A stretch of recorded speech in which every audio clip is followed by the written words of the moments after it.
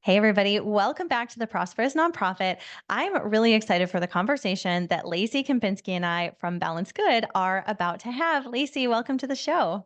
Hi, Stephanie. Thanks so much for inviting me. I'm so thrilled to be talking to you and diving into some topics about parenting. Yes, parenting. I love it. This is going to be such a good conversation because the work that you do at Balance Good is unlike really, I don't know anybody else that does the work that you do. So, why don't you first tell us about what you do at Balance Good, and then I'm going to ask you to kind of go back in time and kind of take us along Mhm. the journey that led you to doing what you're doing now. Wonderful. Thanks. So as you kind of hinted at, I don't think there are any other organizations doing the work that we're doing at Balance Good.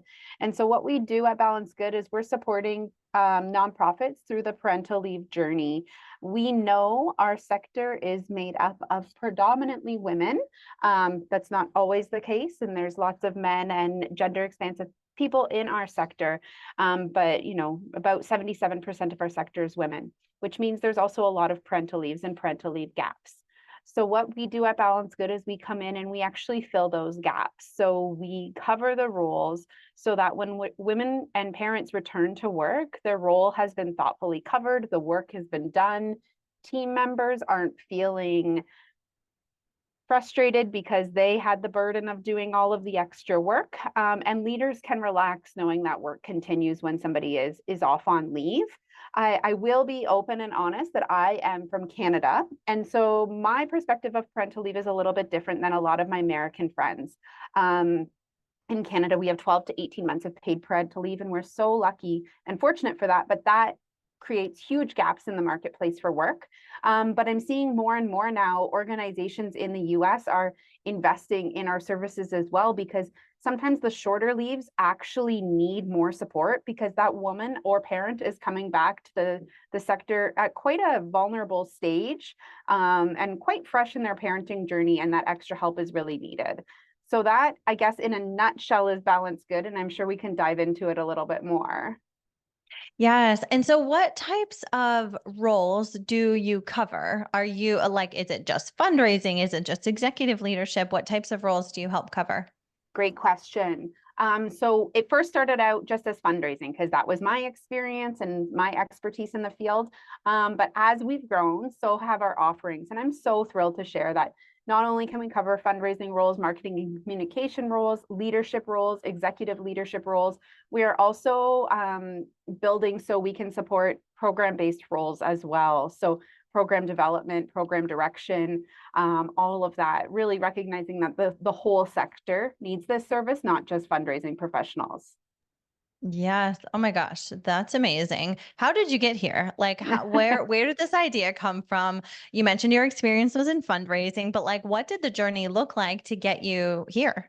Yeah, I mean, I think like every entrepreneur, there's this piece of this personal piece for me in this journey. So it was about 6 years ago that I launched Balance Good. But even before that, I didn't realize that I was launching this vision for the future.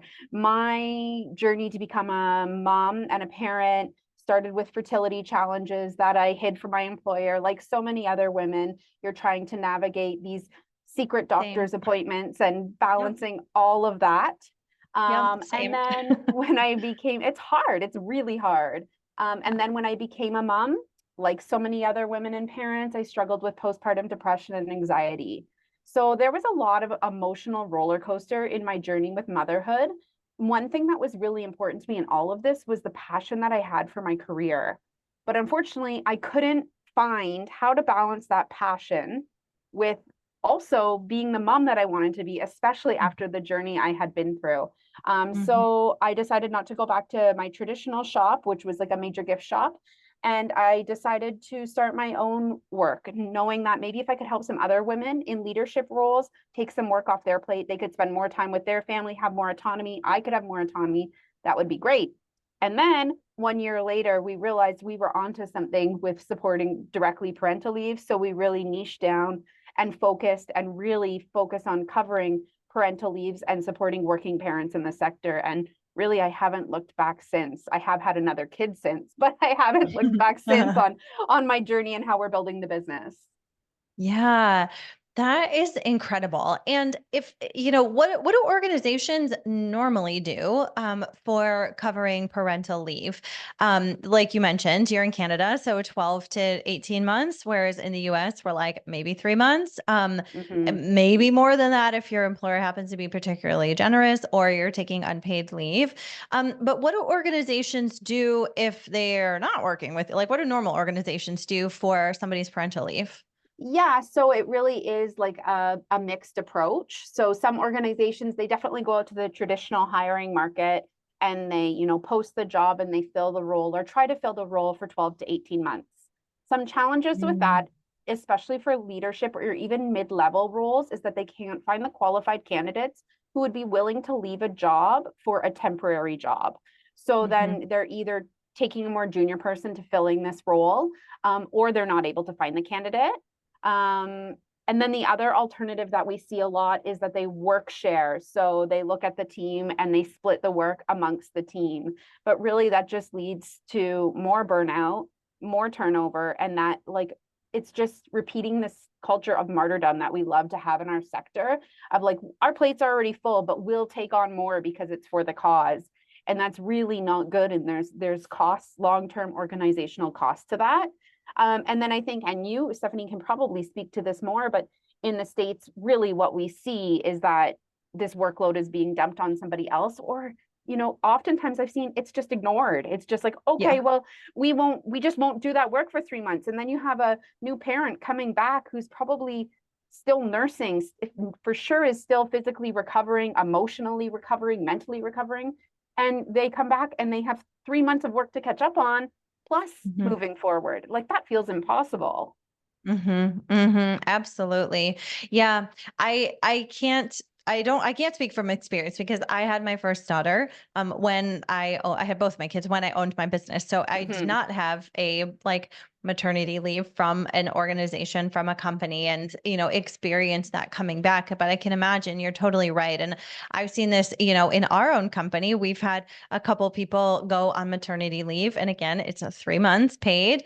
And we've done kind of similar to what you said. It's like, okay, some stuff is going to be put on hold. We're going to cover some things, make sure their email inbox doesn't get, overwhelmed. We're going to keep that cleaned up for them. We're going to cover work here, there. And it's just this sort of piecemeal approach that means that you're right. I remember when one person came back from maternity leave, we had this like running list that we were like, okay, when she's back, we're going to tackle X, Y, and Mhm. Z because we haven't really been able to do that while she's gone.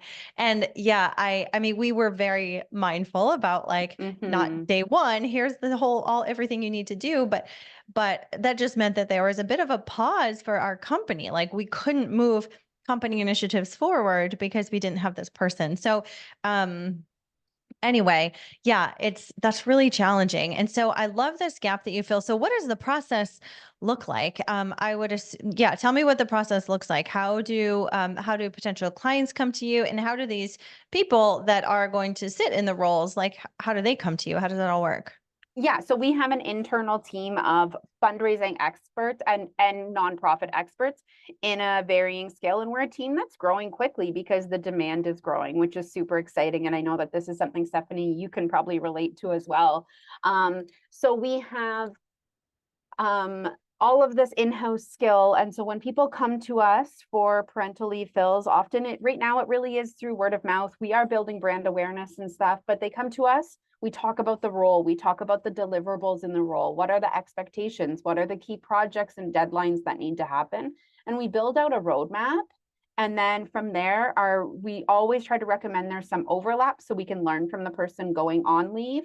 And then from there, we jump in, we integrate ourselves with the team, we go to team meetings, we really act as that person. But the benefit is you also have the expertise of the whole balanced good team. So sometimes, if I'm, when I was filling roles, I would say, go back to the team and be like, I'm stuck on this. Can you help me? And so the client has this whole team of experts that is helping push the role forward. And then the key is when that person comes back, we've documented everything. We put together a couple recommendations on how that role can be more working parent friendly so that person can thrive in their role when they come back. And then we provide some overlap and transition because we know just jumping in is really hard to do. And there's going to be bumps along the road. So if we can overlap, then we reduce and smooth out those bumps for employers and the employee. Oh my gosh, that's so good. I love it. I love the like little value. I mean, it's not little, but the value add of like, we're going to put together some suggestions of how to make your job better for you now that you're a Mm-hmm. parent.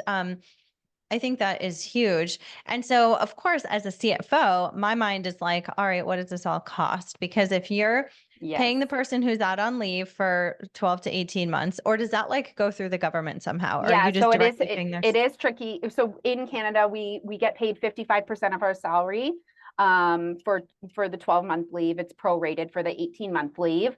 And then some employers provide top up on salary, but it's only Mhm. like 35% of employers in Canada have like a formal top up policy in the nonprofit Gotcha. sector. So it's not, the bulk. So in most cases, organizations have this salary already in their budget, right? Okay. And Yeah. so they're able to, typically our services come out in and around that salary mark because it's based on the deliverables, on the seniority of the job. So if you can assume if your salary is fair market, fair value salary, it's likely going to be around where we come in at for the role. It just depends on seniority and like the role requirements. Yeah. Are you managing staff, et cetera, et cetera. So in the States, and this is where we struggle, right? That's not the case, right? The employer's Right. having to top this up. So we really have to create like a value add discussion around what can we bring to the organization while this person's on leave, and what are the benefits of filling the leave, or what are the costs of not filling the leave. Hmm. Yeah, that's what I was gonna say. It's like I think a lot of times people think in a short-sighted way, that, okay, well, I don't want to have to pay for two salaries for 3 to 6 months, so we're just gonna deal with it and put more work on other people. But I think what they don't understand are the longer term ramifications of that, of continuing to just pile work on your existing team. They're Mm-hmm. going to burn out. So it's really interesting about the Canadian structure is like the cost is not really even a factor. It's like they Mm-hmm. have the money in their budget. So why wouldn't we fill the role with somebody to help us out? So, okay, any Canadian nonprofits that are listening, every single person or every single organization that has a parental leave needs to go talk to Lacey because, like, Thank why not? you. Like, it's why not, right? Like, it's 100%. yeah, that's like not even a question. I think, yeah. So let's talk a little bit more to our American, our US our US nonprofits, because I do think that organizations are like, well, 3 months salary, I can like save that. Yeah, and not have to pay like a second person. Yeah, definitely. I'm not going to go ahead and fill this role. But tell us what are the costs there if you don't have maternity leave or parental coverage. Um, yeah, what are the costs instead? Yeah, and I think it's really hard to give exact hard costs because it depends on the Sure. role and stuff like that, right? Yes. But when we're Yeah. talking about this, I think the first and foremost thing for me is the cost of undervaluing your current employee by not Mm, supporting the work that they're doing.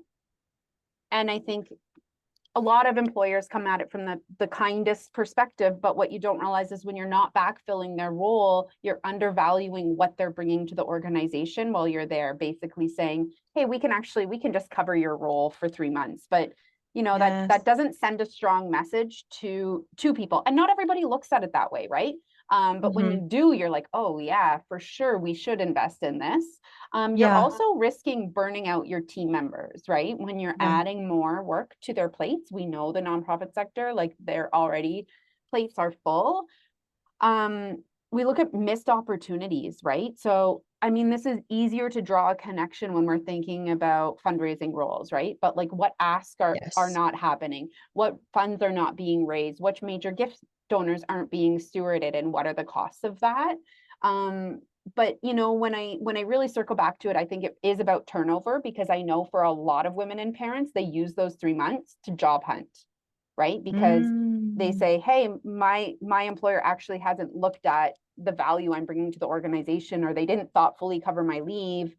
I'm going to take this time to look for a new job. And now you have the cost of turnover, which can be anywhere from 30 to 55,000 or more, depending on the role. Like I've seen some studies where it's double that person's salary when you actually go to market to recruit, to train, to interview, and all of that time put into it. So when you think that way, you're like, oh, well, 3 months salary really isn't that bad then. Yeah, yeah, that's a really good point. And to your point about like people using time on their maternity leave to, or I keep saying maternity, parental leave to look for new jobs. I think that's a really good point. If they're like, yeah, there's absolutely no way that I'm going to be able to come back, that I can do this job with a baby at home because it's just not set up that way. I Mm-hmm. think that goes back to your point of the way that you help your clients, help them create a better, shape the role for a working parent to work better. And I think, yeah, that is a huge risk. That's so interesting. So how do organizations like budget for this, right? Obviously, we cannot go and ask our team, do you plan on getting pregnant this year? Yeah. So you can't do that. So how does an organization plan on this? I mean, I think there's partially this fact of like looking at the reality of the job market and the landscape. We have a large portion of our sector that are women. So you can take that for what it is and say this is something that we should have budgeted for.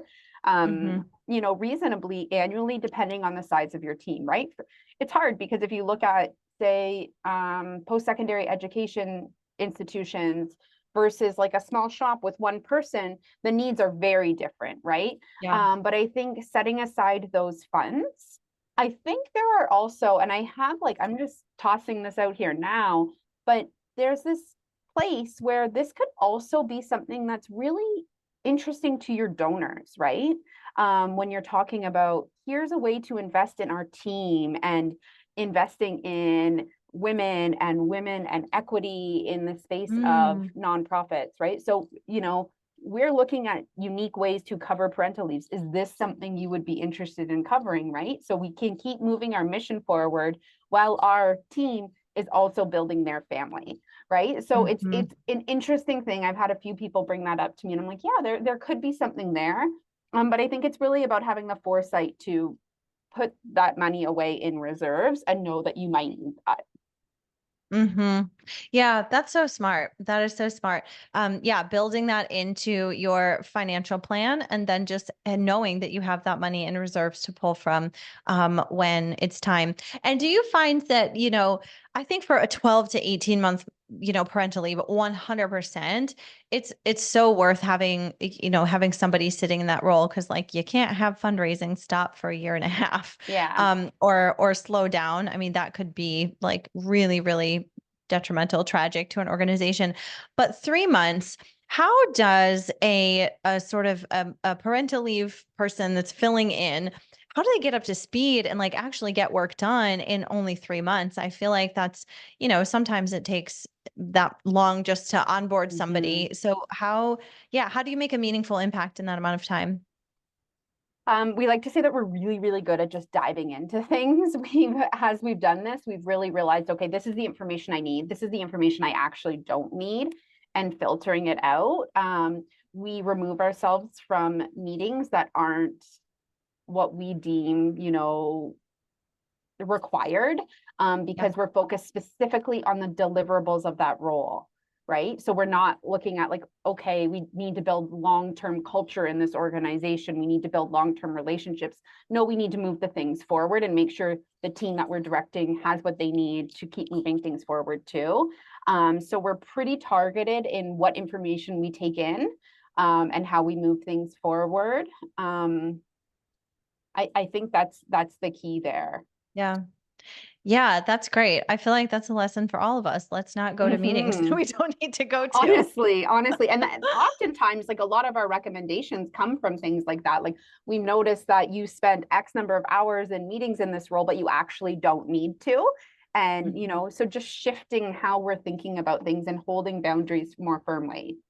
Mhm. That's so important, and I think that's a really great lesson for the working parent who's coming back as well Hmm.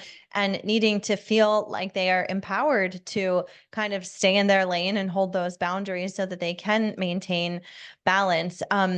And that's really interesting because I know, like, obviously we work with clients, and sometimes it's challenging to not let the scope creep outside of like what Hmm. we're here to do. It's very easy to do that, especially as you start to get more comfortable Hmm. with a client and they get more comfortable with you, and things just sort of veer outside of those boundaries. And so, yeah, I think that's just a fantastic lesson of like, no, we can't, this is not part of what we're doing. How do you uphold those boundaries? Or how does your team uphold them with the clients that you're working with? How do you be like, no, we're not attending that meeting. It's pointless, or like, Yeah, or yeah. it's not going to help us contribute. Yeah, I mean, we say it softly, but it is Yes. hard, all right? And there is a give and take. Typically what we say is for that first like month or with a shorter leave, maybe it's the first week or two, we'll immerse ourselves into everything. And then we'll come back to the director, the lead, the person we're reporting to and say, here's what we really need to be at to drive these priorities forward. So, for example, you identified that in this role, in this leave coverage, these are the 5 top priorities. If we're going to Mhm. move these things forward, this is what we're going to do. So there is a little bit of trust that our clients have to have with us and that we have to have with our clients in terms of respect, our expertise and what we're saying to you, and we'll respect if you're saying something is absolutely critical, then we'll be there and we'll show up. But if it turns out it's not, then we'll let you know in a kind way that, our time could be spent elsewhere because we're really just trying to push forward the top priorities and deliverables we have outlined in our contract. Yeah, I think that's huge. At the end of the day, we can't do everything. And I so know. really outlining like what we can do, I think is so good. It just helps keep everybody focused and on track and honestly happy because okay, if we set out to do these 5 things over the course of this 3-month parental leave and you're distracting me and pulling me into all these meetings I don't need to go into, we're not going to get these 5 things done and everyone's going to be unhappy. But if you like let me stay in my lane and focus and do what I need to do and show up to the meetings that are important, we're going to get all of these things done. The Hmm. organization's going to be happy. The person coming back from leave is going to be happy. And I would imagine the person on your team that's filling in is going to feel like, okay, job well done. Like I Yes. did a great job here. I did what I needed to do and I can hand this off nicely. So yeah, that's so cool. And I think alternatively, like there are times when priorities come up and priorities have to shift, right?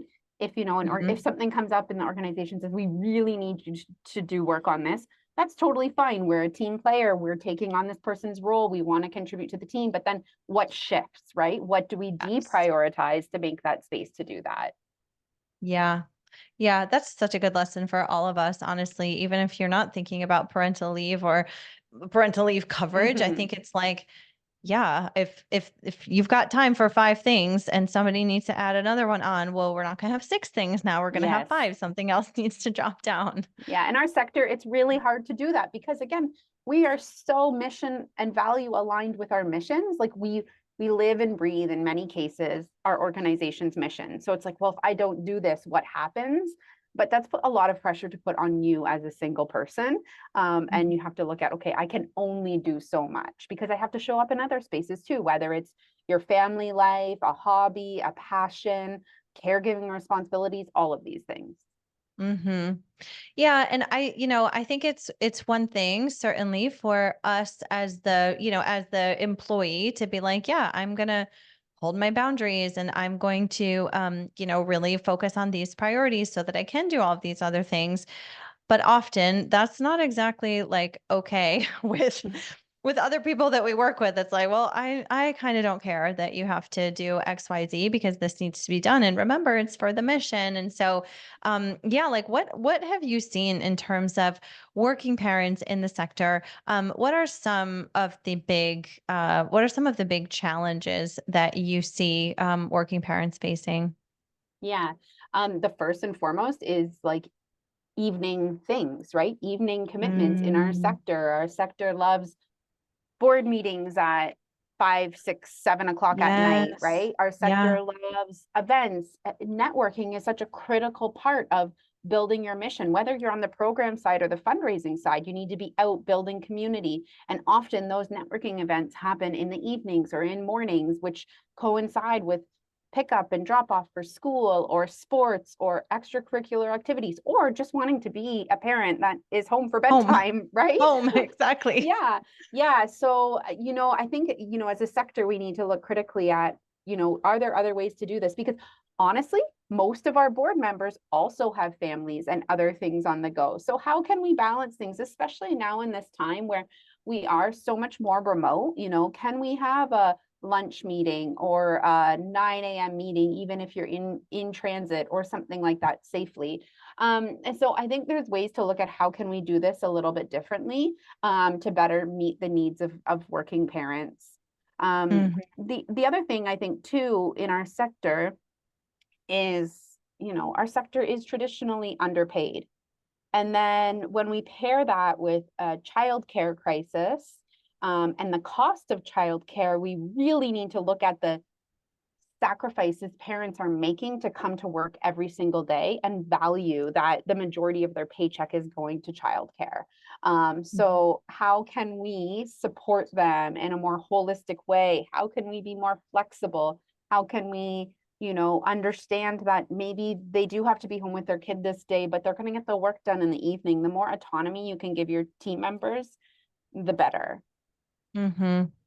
Honestly, so much of what you're saying right now is why I started my company. Mm-hmm. I started my company right around the time that I was trying to start a family. And I just knew after, like you were mentioning for us, years of infertility treatments, that I was like, personally, the choice to send her to daycare while I go to a job that at that time I was not that passionate about, after Mm-hmm. waiting for this baby for years, I was like, that's not the right choice for me. And Yeah. so that was part of the impetus for starting my company. So I do have the flexibility to like Mm-hmm. shape my schedule how I want, be there for my kids' events. And so we try to have our company culture be similar. Mm-hmm. Like we have people that, leave for an hour in the afternoon to go pick their kids up from school because that is really important to them. And so we try to be flexible as well, for the working parents on our team.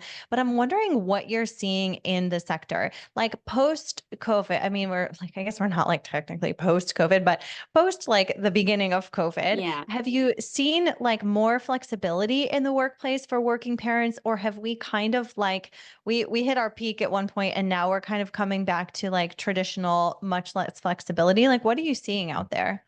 I do feel like we're hovering somewhere in between, like going back to pre-COVID and the ultimate flexibility, which wasn't really flexibility because we were all home with our kids when schools were shut Yeah, down and stuff like that, right? That it's was not true. flexibility, that was surviving.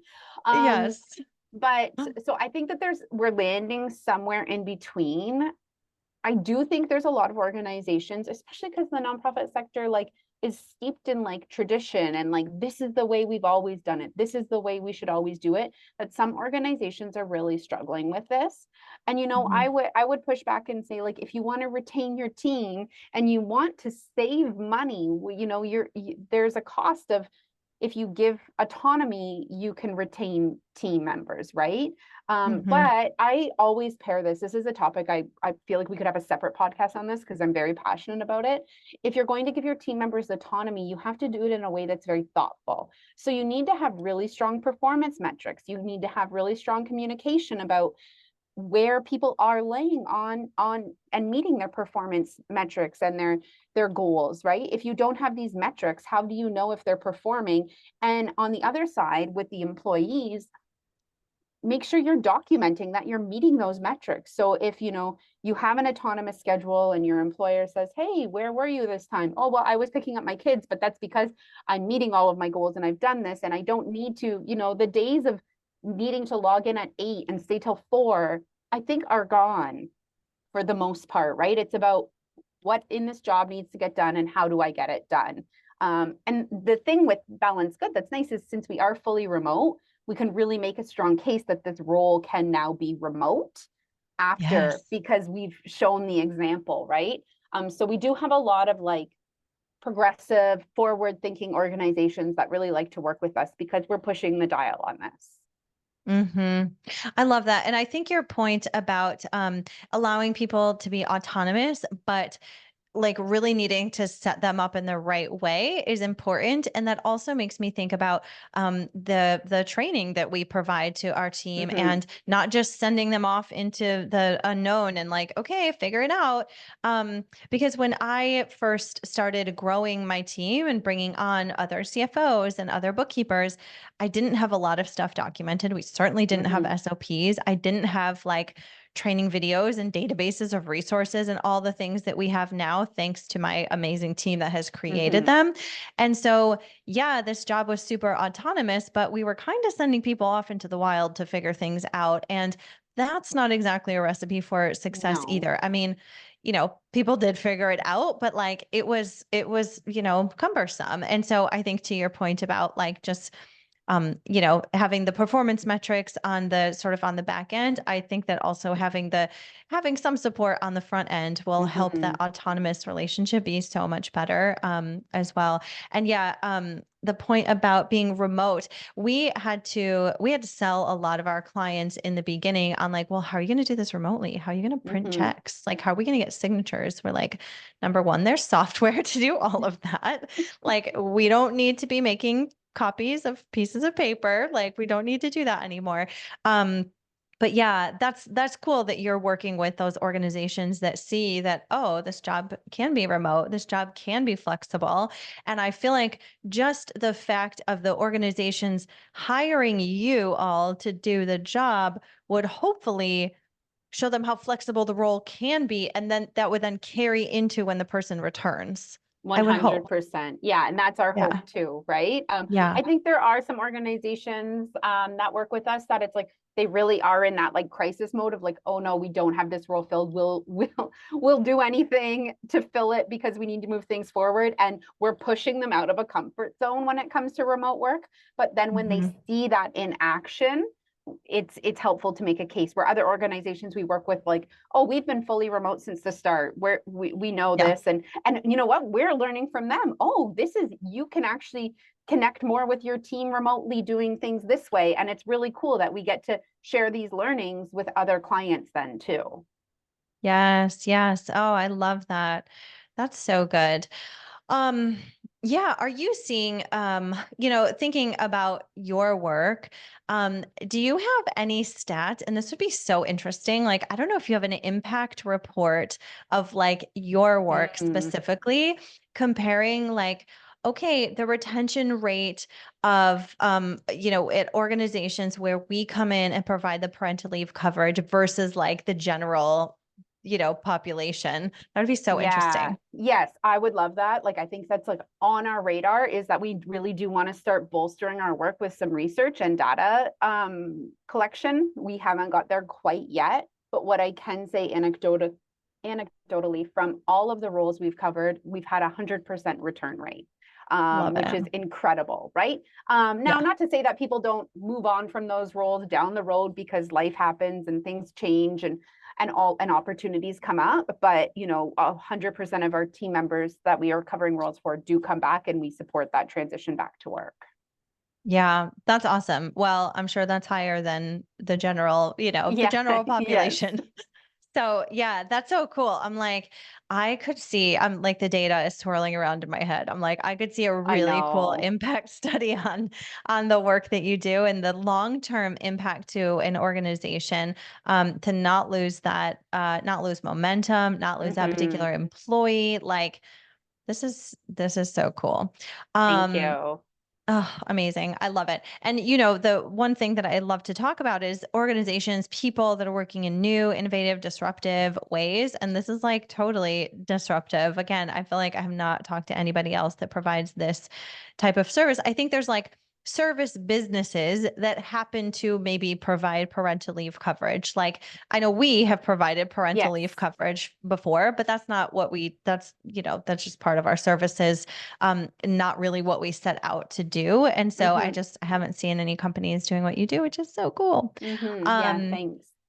Amazing. So I have just, yeah, I think like one more question that I ask everybody on the show. What does a Mm. prosperous nonprofit look like to you? Oh, I love that question. And, I have thought about this because I may have listened Yeah. to your show a few times before, but Yeah. I think a prosperous nonprofit for me is twofold. One, it's an organization where people are happy, where people feel valued. And then when I say people, I mean employees, but I also mean clients and beneficiaries where everybody feels valued, seen, and heard. And then I think it's a nonprofit that's moving their mission forward, whether or not they're raising millions. It's about moving that mission forward. So that would be my answer. I love that. I love that. And I think your work contributes to moving that mission forward, to Mm-hmm. help that organization continue to run smoothly while the employee is off enjoying their new family. Yeah. Or maybe not enjoying every single moment, but No. working through the having a new family. Yeah, It's learning the hard. new role, right? Learning the new role because that's Yes. what you're doing. And then you come back and now you're having to balance two roles. So, Yes. Oh, yeah, that is so true. You're right. You do. It's a whole new world, a whole new role that you have to learn. Amazing. Well, Lacey, where can our listeners learn more about you? Actually, first of all, do you only work in Canada or do you also work with organizations in the US? yeah, we love working with organizations in the US, and we have. Obviously, the majority of our clients right now are Canadian, but we have just launched a new product in the US that for US clients specifically, because I think it will resonate, which is parental leave planning in a day. So it's not necessarily the full scope coverage, but what we do is we create that roadmap for your parental leave. And then we provide a little bit of coaching on the return. So it's kind of like a shorter term, less commitment way to work with us and more thoughtfully support your team members. So that can be found, more information on that can be found on our website, balancegood.com. You can connect with me on LinkedIn at Lacey Kempinski, and we're at Instagram at Balanced Good. So lots of ways to stay connected, and also just send me a DM on Instagram or LinkedIn. I love connecting with new people and people who want to make this workplace better for working parents. Yes. Oh my gosh, so good. And I see that we also have a link for a parental leave planning workbook, which looks Yes. awesome. So I will drop that link into the show notes. But tell us a little bit about that.